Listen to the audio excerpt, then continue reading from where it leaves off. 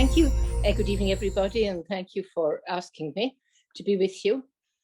I'm not sure how familiar you are with, I can't get myself centered. I'm rather afraid of technology because I'm predated by many decades.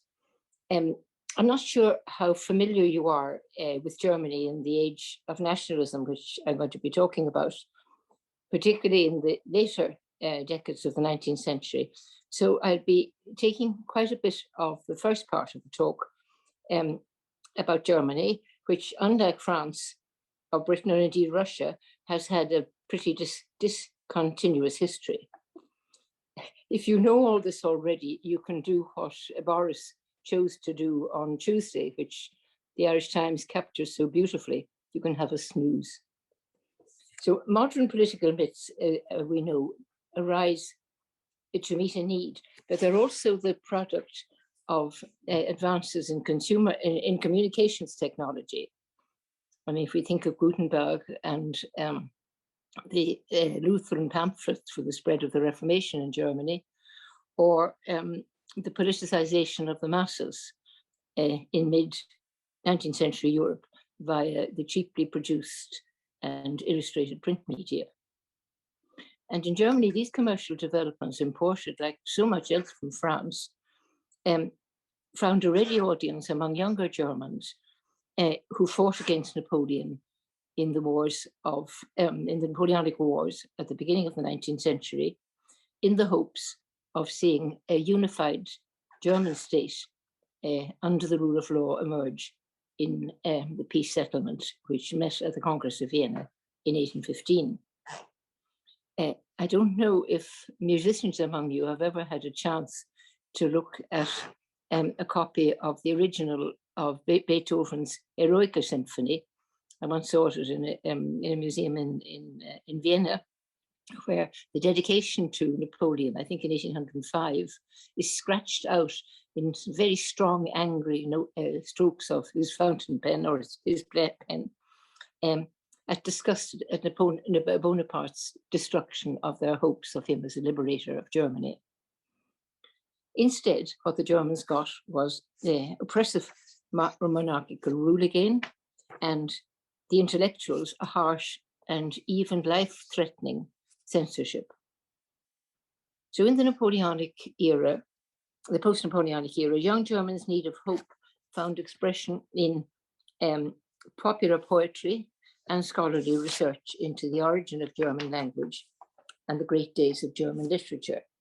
The medieval epics of love and war, the Tristan and Nibelungen sagas. I had a young colleague who complained to his mentor in Oxford that he found it so much easier to teach the Nibelungen than Tristan. And our friend, who was wise and old, said, well, of course, war is much easier than love. To understand the potency and the popular appeal of the link between the medieval epic and the age of nationalism in Germany, I think we need to remind ourselves of the essential difference between Germany and her neighbours, the nation states. What and where was Germany? And who were the Germans? Before Napoleon, there was no Germany. What there was an agglomeration of 343 states, some big, some small, some the size of Trinity College. What there was, as I say, was, and it was called the Holy Roman Empire, which Goethe called neither holy nor Roman nor empire, but it had been around for 1,006 years since Charlemagne founded it in 806. And what of that vast territory's inhabitants? Did what we call Germans think of themselves then as Germans? No, they thought of themselves as Rhinelanders, as Bavarians, as Prussians, as Austrians. And if an Englishman or a Frenchman, or indeed a French woman or a Russian provincial wanted to find and enhance a sense of self in a greater whole, they gravitated, if they could, to London, to Paris, or to St. Petersburg. And what about the German? Where did their German equivalent go? I'm sorry, I'm shaking this a bit, but I'm not used to this. But I'll get used to it. For Germany, unlike fragmented Italy, which could define itself in terms of its mighty Roman past, Germany had no capital. As we know from Irish history, myths of putative former or future glory can be the solace of a subject people. And in post-Napoleonic Germany, the people, impoverished and policed, but the most literate in Europe, were not citizens, but subjects of their rulers. As spokespersons of those disappointed generations, writers, painters, and scholars, but not yet the musicians, created the first of two potent myths of the century, namely the myth that Napoleon had not been defeated by the victorious allies, but by the local militia, who right across Germany had fought and died for what they called freedom and the German fatherland. They and the next generations fought two revolutions, one in 1830 and one in 1848, to create a new, liberal, united German state. And it was to be one that would be informed by the great age which had gone before them, the great ages that had gone before them, the age of Goethe and Schiller, of Kant, Humboldt and Beethoven, and of course the German Romantics. Both the two revolutions which I mentioned were overthrown by the military might of Russia, Austria, and Prussia, one of whose spokesmen in 1849 was the 30-year-old Otto von Bismarck. And Germany changes a great deal in the immediate aftermath of the 1848 revolution. It was absolutely cataclysmic in terms of mentality and in terms of self-image. And between 1850 and the mid-1860s, two unitary forces, firstly, the growing industrial and military power of the once puny Prussian state, now with its railway system centered on Berlin and its rich coal and iron deposits. And secondly, the media revolution began to impact on mentality. Germany was not yet a state, but it was a nation of readers. And the flood of newspapers, journals, magazines, debating clubs, reading circles, now collectively came to act as advocates of a different, what they called solution to the German problem, namely Germany without Austria and its Slav peoples. In other words, what Bismarck and many, many others sought to propose was a Prussian-led new Germany.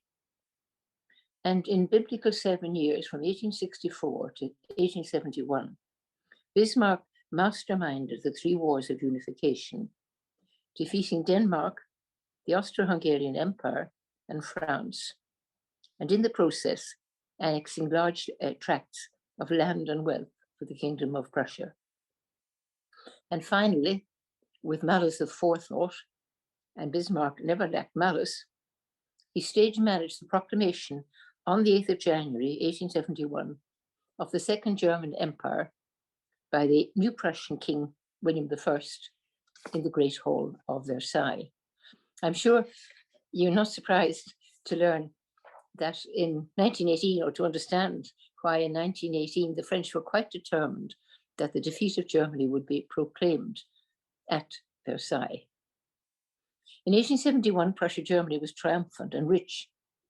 All seemed well and good, but there were many who were unhappy, if not bitterly opposed to unification under Prussia. I'm thinking of liberal voices everywhere, but also conservative Roman Catholics and liberal Protestants in the south of Germany, plus, of course, the conquered peoples of Alsace-Lorraine and the Poles. Bismarck, who was a strange mixture of nervousness and brutality and ruthlessness, was constantly aware of the fragility of his own creation, the German Reich. So a new myth of national identity was urgently required and duly forged, this time by the civil and military authorities and their cultural satraps. An immense collective effort was put into promoting the new myth. The victorious armies were exalted as the incorporation of the new empire, more specifically, the Prussian army as the savior, inverted commas, of the national idea. Military service, 3-year military service, became a password to career progress, and it was obligatory. Uniforms lined the streets on public occasions, and little boys got a military uniform for their birthdays. The emperor never appeared in public other than in uniform, and even in Parliament, and English people must be surprised at this, even in Parliament, the all-powerful Chancellor Bismarck, who was Chancellor from 1871 to 1890, would always appear in his regimentals.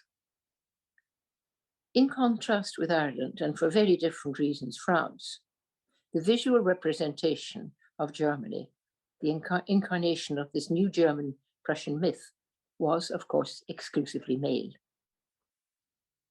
Indeed, the national stereotype of the German going back to the 16th century had always been male, but that's a story for another day.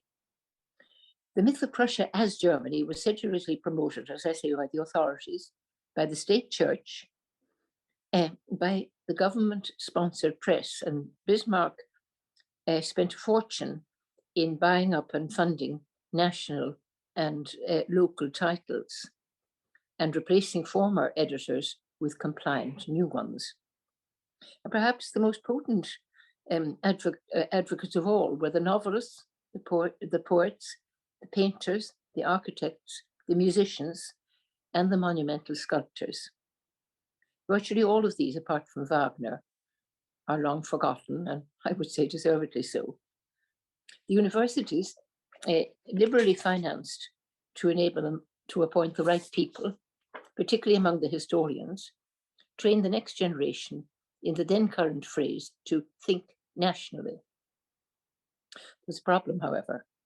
The national myth of the German warrior is incorporated in the great Nibelungen warriors guarding their golden hoard, was never proactive, but always reactive. It was always addressed against someone or some forces.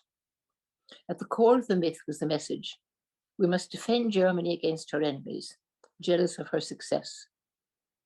For Germany, we have to remember, apart from the Alps, had no national borders. Over the next years, the German history books, particularly school textbooks, they played a very important role, as indeed we know from 1922, the Irish school textbooks. School textbooks were rewritten, and public discourse demonized the so-called enemies of the fatherland. It became a cliche that you often heard. And this was set against the bravery, the moral rectitude, the high idealism, etc., of the Prussian officer and his men, led by their king and Kaiser, William I, in this most hierarchical society, and more particularly by the would-be Siegfried, his grandson and successor, William II, known as Kaiser Bill. And where did the Nibelungen and Siegfried come into all this? I think somebody said very aptly, questions are more interesting than answers. But you'll be the questioners and I'll try and answer. Artificially fabricated myths need legitimacy. And to a century and a people trained since the Romantic era to think historically, what better source than the German Middle Ages, Germany's putative equivalent of classical antiquity, when the Holy Roman Empire ruled over a territory stretching right across Europe, from the borders of what is today Belgium, across to almost to Russia, and from the North Sea down to Italy. In the words of the later German national anthem, whose first verse is no longer sung today, von der Mebel bis zum Rheine, von der Etsch bis an die Welt, Deutschland, Deutschland, über alles in der Welt. From the Memel, which is just a metaphorical stone's throw from St. Petersburg, to the Rhine, from the Adige in Italy, right to the belt in the North Sea, Deutschland, Deutschland, above all else, above all others in the world. The environment promulgated the new national myth in monuments, in statuary, on the streets and in public parks, in street names. And Berlin's great new central boulevard, which you can still see today, was called Siegesallee, Victory Boulevard, with a mighty golden angel branding her sword at the top of the Siegessäule, or victory column. On the murals to the entry of town halls, on the frescoes decorating the mighty stairways of theatres and opera houses, and the ceilings of Protestant churches, which featured scenes of German medieval didgeridoo, and in the royal press, in speeches in Parliament, in school textbook, and in countless historical novels, Siegfried, ancient and modern, was featured. Maybe this is the point to break off.